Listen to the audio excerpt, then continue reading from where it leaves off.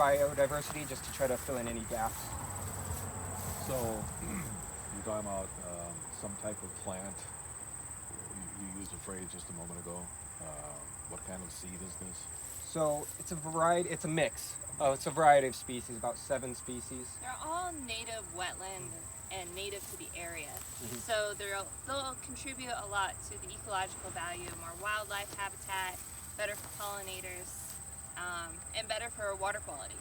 Yeah. And so, well, while I guess we're standing here talking, why don't you explain how this is going to work?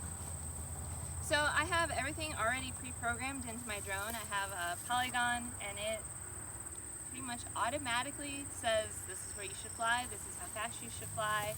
I give it a few parameters, turn it on, and it goes. Yeah. It's a pretty simple process. So we'll basically hand draw a border, and we can either do it in the field or do it on a computer beforehand. And so it'll show a map on that screen, and it'll be a polygon. And depending on what density we want to do, what kind of seed, how fast we want to seed, those kind of parameters, we plug that in, and it spaces out the transects it flies, and it flies it automatically. And if there's ever an issue, she's right there and can take control whenever she'd like. So are you seeding, what, 40 acres or so? Yeah, this site's about 40 acres.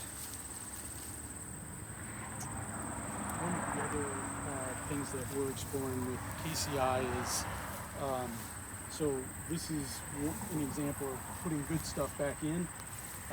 We have a lot of scenarios where we've got to get some bad stuff out. So that typically requires using herbicide. While we're not crazy about using herbicide, some cases it's the only way to get rid of invasive plants. Buckthorn is a common invasive, honeysuckle, Japanese knotweed, a lot of that requires herbicide. So one of the future applications that we're going to try with KCI is some remote invasive herbicide treatments too. That takes the human element out of it. You get a lot of precision with it. You know, having the area is pre-programmed. Some of these invasive species take multiple treatments, so having that area already pre-programmed, and you hit a button and the drone flies out to that site, sprays it with herbicide, comes back. It's cost efficient, it's safety, it's accuracy, it's awesome. And it uses a lot less chemical because of the way that the chemical comes out of the nozzles. It actually requires less concentration because you get a better surface to leaf contact.